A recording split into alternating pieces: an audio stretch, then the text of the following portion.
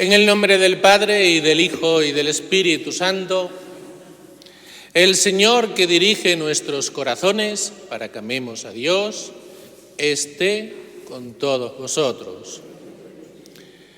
Ofrecemos este funeral de 2 años por el eterno descanso de nuestro hermano Rubén Carrasco. Y para celebrarlo dignamente nos ponemos en la presencia del Señor y le pedimos perdón de todos nuestros pecados. Tú que eres el camino que conduce al Padre, Señor, ten piedad. Tú que eres la verdad que ilumina a los pueblos, Cristo, ten piedad.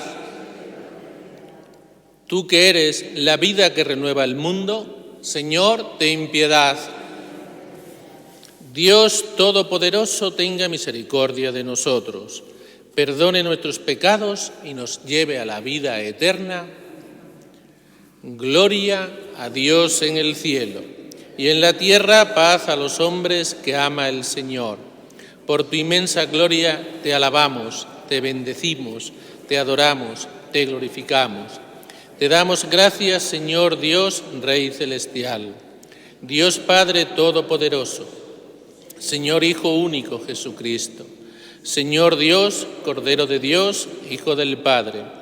Tú que quitas el pecado del mundo, ten piedad de nosotros. Tú que quitas el pecado del mundo, atiende nuestra súplica. Tú que estás sentado a la derecha del Padre, ten piedad de nosotros, porque solo tú eres santo, solo tú, Señor, solo tú, Altísimo Jesucristo, con el Espíritu Santo, en la gloria de Dios Padre. Amén. Oremos. Oh Dios, el único que puede dar la vida después de la muerte, libra a tu siervo Rubén de todos los pecados, y pues creyó en la resurrección de tu Hijo, se una glorioso a ti el día de la resurrección. Por nuestro Señor Jesucristo, tu Hijo, que vive y reina contigo en la unidad del Espíritu Santo, y es Dios por los siglos de los siglos.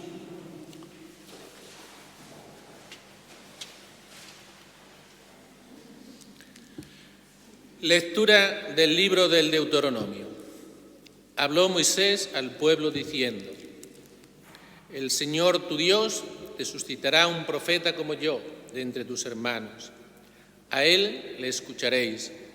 Es lo que pediste al Señor tu Dios en el Horeb, el día de la asamblea. No quiero volver a escuchar la voz del Señor mi Dios, ni quiero ver más ese terrible incendio. No quiero morir. El Señor me respondió: tienen razón.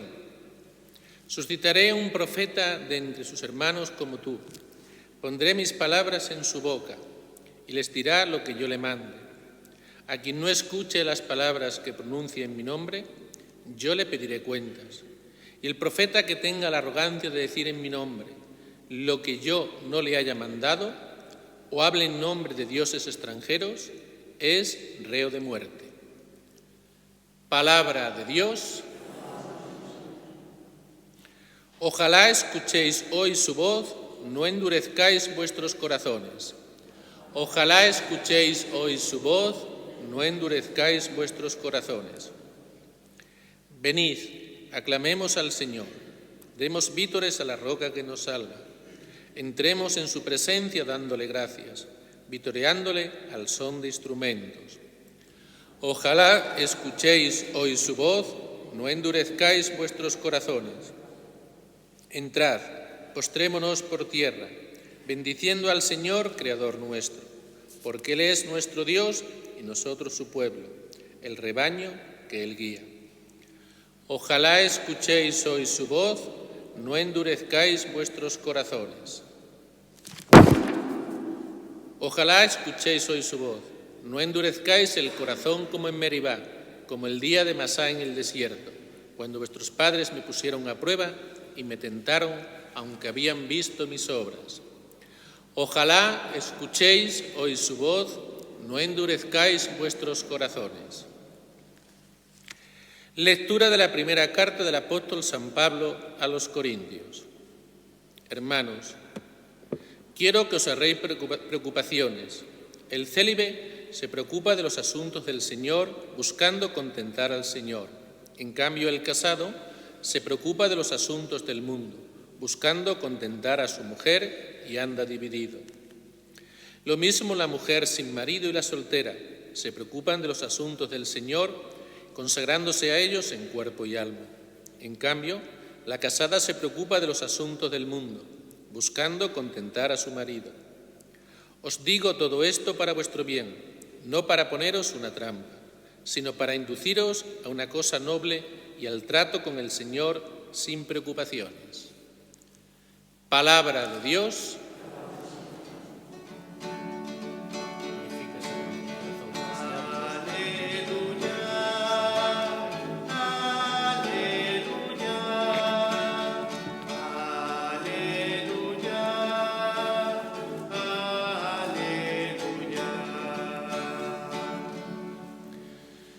El Señor esté con vosotros. Lectura del Santo Evangelio según San Marcos. Llegó Jesús a Cafarnaúm, y cuando el sábado siguiente fue a la sinagoga a enseñar, se quedaron asombrados de su enseñanza, porque no enseñaba como los letrados, sino con autoridad. Estaba precisamente en la sinagoga un hombre que tenía un espíritu inmundo y se puso a gritar: ¿Qué quieres de nosotros, Jesús Nazareno? ¿Has venido a acabar con nosotros? Sé quién eres, el Santo de Dios. Jesús lo increpó: Cállate y sal de él. El espíritu inmundo lo retorció y, dando un grito muy fuerte, salió. Todos se preguntaron estupefactos: ¿qué es esto? Este enseñar con autoridad es nuevo. Hasta los espíritus inmundos les manda y le obedece. Su fama se extendió enseguida por todas partes, alcanzando la comarca entera de Galilea. Palabra del Señor. Pueden sentarse.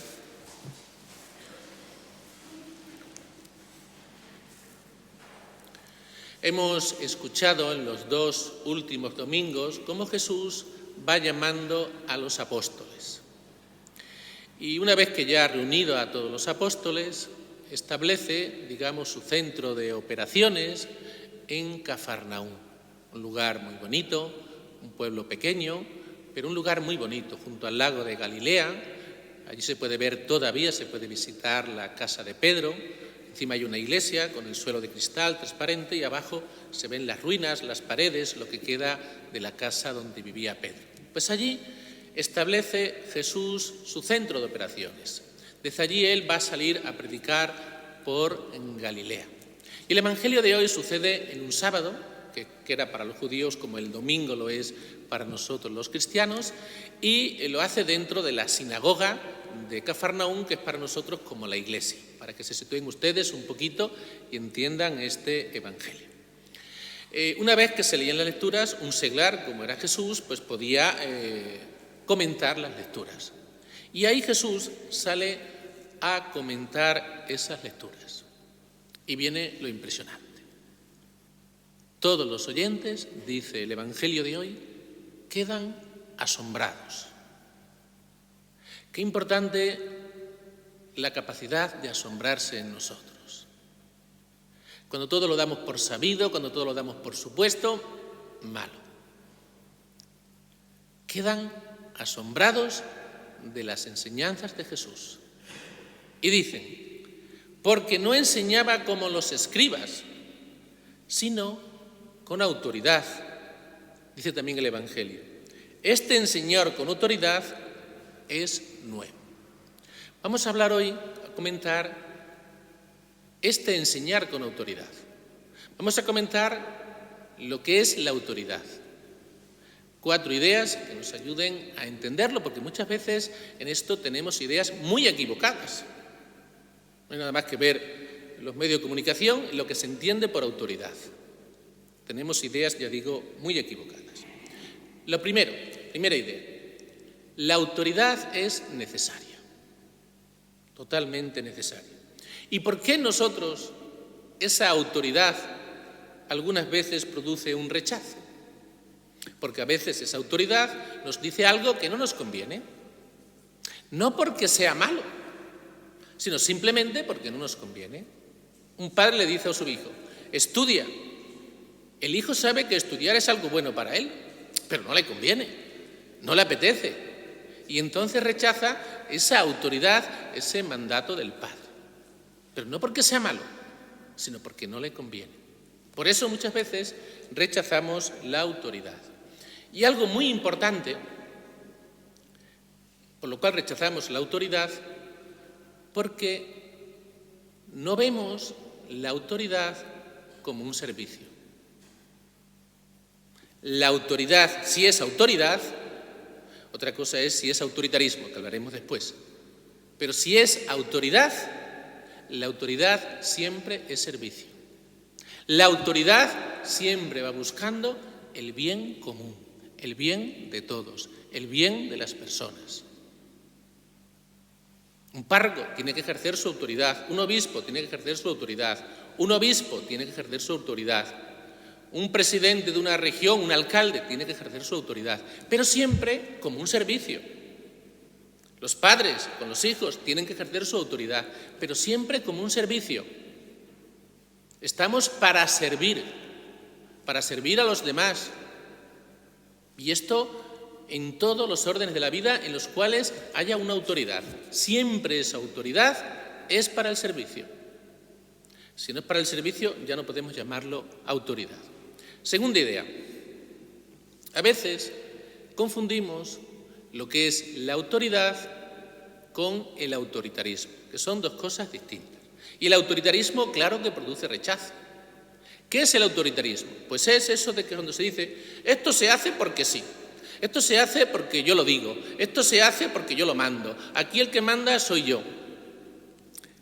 Sin argumentos, sin explicaciones, muchas veces lo que es peor, sin convicciones, viendo a la otra persona como una amenaza, no dejando nunca la iniciativa a los demás. Eso es el autoritarismo. Se hace porque sí, porque yo lo mando. Eso claro que produce rechazo. Pero la autoridad es otra cosa. Muy importante lo que voy a decir ahora. La autoridad esa palabra viene de un verbo en latín, el verbo aullere. Y ese verbo significa ayudar a crecer. Esa es la auténtica autoridad. La autoridad que va buscando ayudar a crecer a la persona, que ayuda a crecer al otro, que ayuda a crecer a esas personas a las cuales se está mandando.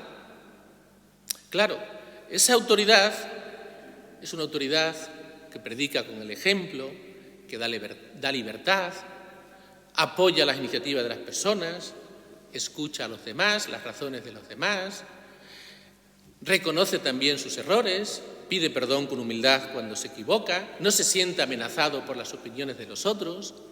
Esa es la auténtica autoridad. Y tenemos que verlo así. La autoridad es ayudar a crecer al otro. Por eso digo que es un servicio. Estás ayudando a crecer a una persona, o a muchas personas, o a miles o a millones de personas. Fíjense, por ejemplo, un presidente de un gobierno, la autoridad que tiene, un rey. Esa es una autoridad que está de cara a ayudar a millones de personas, ayudarles a crecer en todos los sentidos. Si no lo entendemos así, el que manda o el que obedece, pues estamos entendiendo mal. Lo malo es cuando esto lo entiende mal el que manda. Si no entiende que la autoridad es un servicio y que está para ayudar a crecer, las repercusiones que puede tener negativas pueden ser muy, muy, muy grandes. Tercera idea, que esto muchas veces hay gente que esto no lo tiene claro. Tenemos que ejercer una autoridad y para ejercer esa autoridad a veces hay que corregir. Y corregir no es malo, y corregir no es pecado, y por corregir no nos tenemos que confesar. Otra cosa ya cuando se riñe. La palabra reñir, regañar, no me gusta. La palabra adecuada sería corregir. Y tenemos que hacerlo. Tiene que corregir el padre a su hijo, los hijos a sus padres mayores, porque hay veces que hacen las cosas mal, y lo hace por su bien. Y hay que corregir. Y eso tenemos que hacerlo. Es que además, si no corregimos, puede convertirse en una falta de caridad. Si no sacamos a una persona de su error, puede ser una falta de caridad. Ahora, eso sí, y aquí es donde está la clave. Cuando corrijamos, por ejemplo, los padres a los hijos, que esto se da muchísimo, hay que hacerlo sin ira. Hay que hacerlo con caridad. Si nosotros, los padres, yo como párroco, cualquiera que tenga autoridad, corrige con ira, el otro no se va a fijar en la corrección, se va a fijar en tu ira. Y puede que tenga razón en lo que le estás diciendo, pero en las formas has perdido ya la razón. Porque puede que estés corrigiendo con ira para desahogarte. Y puede que estés pagando con tu hijo o con la persona que está a tus órdenes, te estés desahogando. Estés pagando con él a lo mejor una frustración tuya. Entonces corregir es bueno, corregir es necesario. No hacerlo puede ser una auténtica falta de caridad. Hay que sacar a las personas del error, eso es amar, eso es querer, pero hacerlo sin ira, hacerlo con amor. Si lo hacemos con ira, ahí ya hemos perdido un montón y ahí creo que fallan muchos padres. O sea, me tendré que confesar no de que he corregido a mi hijo, sino de que lo he corregido con ira, que son cosas muy distintas. Corregir, hay que corregir, pero con ira no. La cuarta idea. La autoridad, el ejercerla, aunque nos pueda parecer lo contrario, es algo muy difícil. Obedecer, aunque nos pueda parecer lo contrario, es algo fácil. Y creo que la gran mayoría de nosotros, en algún momento de nuestra vida, vamos a tener autoridad. Vamos a tener que mandar. Por ejemplo, la gran mayoría de ustedes son padres. Ahí tienen que ejercer una autoridad, o han ejercido en un momento de su vida esa autoridad. O sea, la gran mayoría de nosotros, en algún momento, tenemos autoridad. Y cuando tenemos esa autoridad, tenemos una responsabilidad muy grande, porque tenemos que ejercerla bien, tenemos que mandar bien, tenemos que ayudar a crecer a la persona, y tenemos que hacerlo con mucha humildad, y tenemos que hacerlo rezando a Dios, para que el Señor nos ilumine, que nuestros mandatos, nuestras órdenes, la educación de los hijos, por ejemplo, que lo hagamos bien, porque podemos hacerlo mal. El que obedece no se equivoca nunca, obedece y ya está. Otro día hablaremos de la obediencia, que se vea como algo que viene de Dios. Ahí también habría que hablar muchísimo. Estamos hablando de la autoridad, del que manda. Y tiene que hacerlo, ya digo, con mucha humildad. A mí me ha pasado encontrarme con algún formador del seminario y decirme: no, es que tú me tienes que obedecer, y me tienes que obedecer porque lo que yo te digo es la voluntad de Dios. Eso es prepotencia. Yo sí tengo que ver en un superior la voluntad de Dios. Lo que Él me manda, mientras no sea pecado, es voluntad de Dios que yo haga eso. Pero cuidado, no quiere decir que eso sea la voluntad de Dios, que son dos cosas distintas. ¿Que Dios quiere que yo haga eso? Sí. Esto se da mucho en las congregaciones religiosas, que viven en comunidad, bajo obediencia, ¿no? Que Dios quiere que lo que te dice el superior, la superiora, el formador, el obispo, el general, ahí se te manifiesta la voluntad de Dios, sí. Que Dios quiere que lo que te ha mandado lo hagas, pero no tiene por qué ser la voluntad de Dios.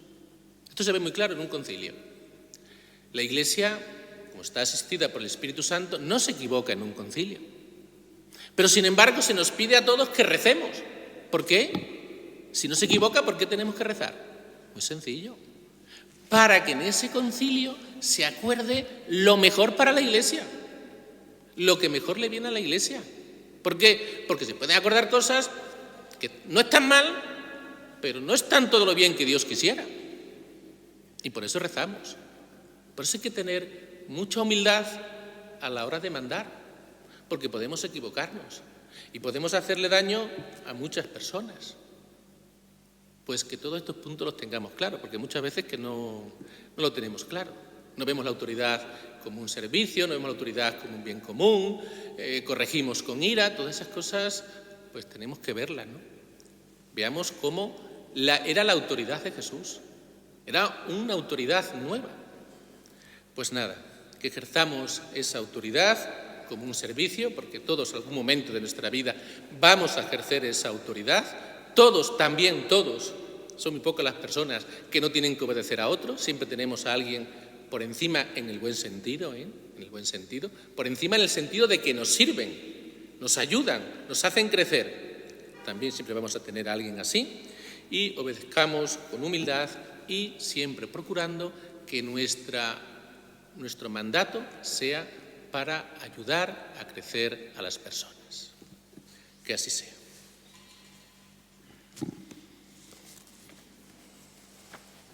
Creo en Dios Padre Todopoderoso, Creador del cielo y de la tierra. Creo en Jesucristo, su único Hijo, nuestro Señor, que fue concebido por obra y gracia del Espíritu Santo. Nació de Santa María Virgen, padeció bajo el poder de Poncio Pilato, fue crucificado, muerto y sepultado, descendió a los infiernos, al tercer día resucitó de entre los muertos, subió a los cielos y está sentado a la derecha de Dios Padre Todopoderoso. Desde allí ha de venir a juzgar a vivos y muertos. Creo en el Espíritu Santo, la Santa Iglesia Católica, la comunión de los santos, el perdón de los pecados, la resurrección de la carne y la vida eterna. Amén. Oremos al Señor nuestro Dios. Por todos los que ejercen en la Iglesia el ministerio de la palabra de Dios, roguemos al Señor. Por los que dedican su vida a la enseñanza, roguemos al Señor. Por los que ejercen la noble y delicada profesión de bucear en la interioridad del hombre, los psicólogos, los psiquiatras, los pedagogos, roguemos al Señor. Por los profesionales de la palabra, los periodistas, los escritores, roguemos al Señor. Pidamos también por nuestro hermano Rubén para que el Señor le haya acogido en su seno. Roguemos al Señor. Señor Dios nuestro, tú nos has dado la buena noticia de la salvación por medio de tu Hijo, el profeta anunciado. Escucha nuestras súplicas. Por Jesucristo nuestro Señor.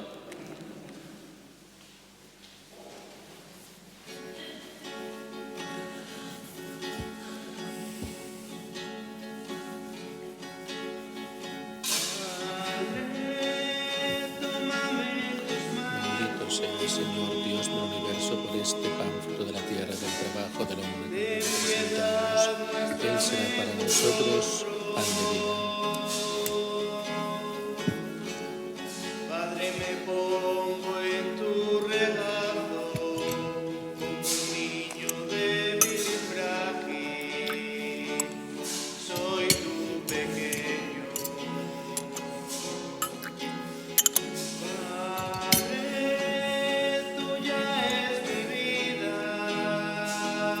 Bendito sea, Señor Dios del universo, por este pan, fruto de la vid y del trabajo del hombre que presentamos. Él será para nosotros bebida de salvación. Padre, me pongo en tu regazo, como un niño débil y frágil, soy tu pequeño. Padre, me pongo en tu regazo, como un niño débil y frágil, soy tu pequeño.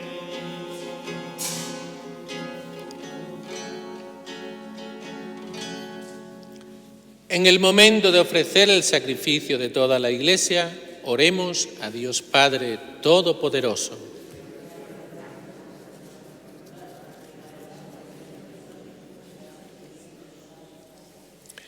Dios omnipotente y misericordioso, te pedimos que limpies en la sangre de Cristo los pecados de tu siervo Rubén, por medio de este sacrificio, y al que ya habías lavado con el agua del bautismo, purifícala ahora sin cesar con indulgencia amorosa. Por Jesucristo nuestro Señor, el Señor esté con vosotros. Levantemos el corazón. Demos gracias al Señor nuestro Dios. En verdad es justo y necesario, es nuestro deber y salvación. Darte gracias siempre y en todo lugar, Señor Padre Santo, Dios Todopoderoso y Eterno.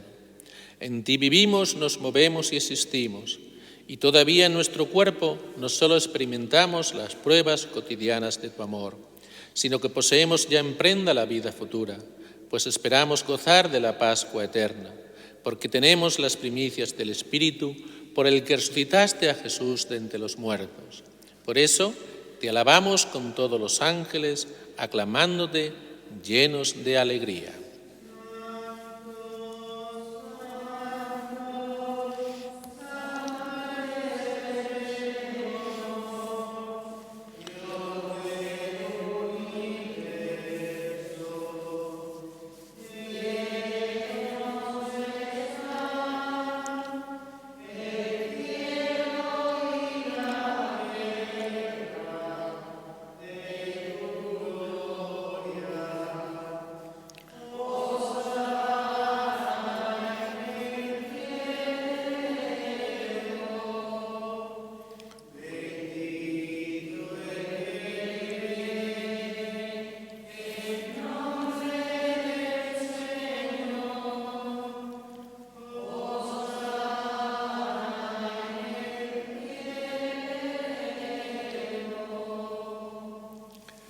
Santo eres en verdad, Señor, fuente de toda santidad.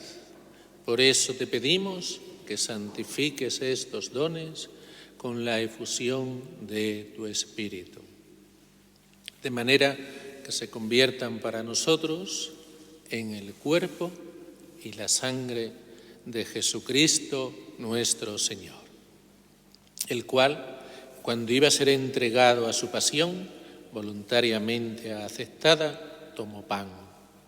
Dándote gracias, lo partió y lo dio a sus discípulos, diciendo: Tomad y comed todos de él, porque esto es mi cuerpo que será entregado por vosotros.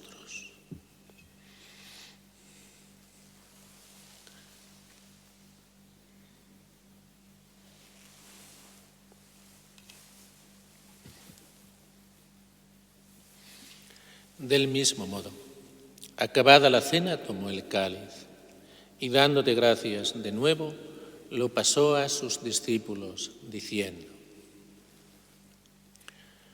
Tomad y bebed todos de él, porque este es el cáliz de mi sangre, sangre de la alianza nueva y eterna, que será derramada por vosotros y por muchos para el perdón de los pecados.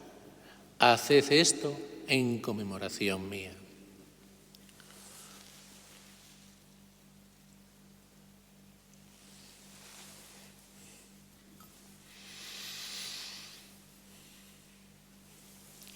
Este es el sacramento de nuestra fe.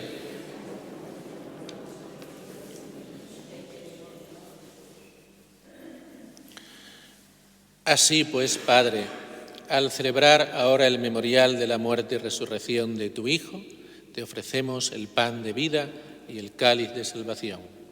Y te damos gracias porque nos haces dignos de servirte en tu presencia. Te pedimos humildemente que el Espíritu Santo congregue en la unidad a cuantos participamos del cuerpo y la sangre de Cristo. Acuérdate, Señor, de tu Iglesia extendida por toda la tierra y con el Papa Francisco y todos los pastores que cuidan de tu pueblo, llévala a su perfección por la caridad. Acuérdate también de nuestro hermano Rubén, que durmió en la esperanza de la resurrección, y de todos los que han muerto en tu misericordia. admítelos a contemplar la luz de tu rostro. Ten misericordia de todos nosotros, y así con María la Virgen, Madre de Dios, su esposo San José, los apóstoles y cuantos vivieron en tu amistad a través de los tiempos, merezcamos por tu Hijo Jesucristo compartir la vida eterna y cantar tus alabanzas. Por Cristo, con Él y en Él, a ti Dios Padre Omnipotente, en la unidad del Espíritu Santo, todo honor y toda gloria, por los siglos de los siglos. Fieles a la recomendación del Salvador y siguiendo su divina enseñanza, nos atrevemos a decir: Padre nuestro que estás en el cielo, santificado sea tu nombre. Venga a nosotros tu reino. Hágase tu voluntad en la tierra como en el cielo. Danos hoy nuestro pan de cada día. Perdona nuestras ofensas, como también nosotros perdonamos a los que nos ofenden. No nos dejes caer en la tentación y líbranos del mal. Líbranos de todos los males, Señor, y concédenos la paz en nuestros días, para que, ayudados por tu misericordia, vivamos siempre libres de pecado y protegidos de toda perturbación, mientras esperamos la gloriosa venida de nuestro Salvador Jesucristo. Señor Jesucristo, que dijiste a tus apóstoles: la paz os dejo, mi paz os doy. No tengas en cuenta nuestros pecados, sino la fe de tu Iglesia. Y conforme a tu palabra, concédele la paz y la unidad. Tú que vives y reinas por los siglos de los siglos, la paz del Señor esté siempre con vosotros. Daos fraternalmente la paz.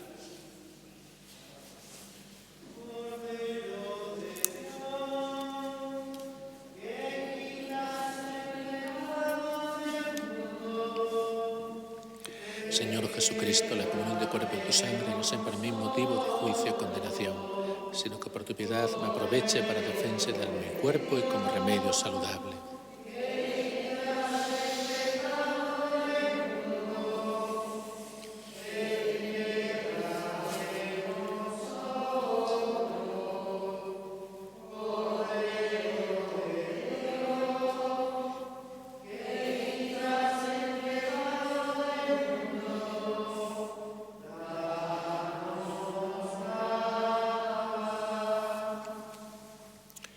Este es el Cordero de Dios que quita el pecado del mundo.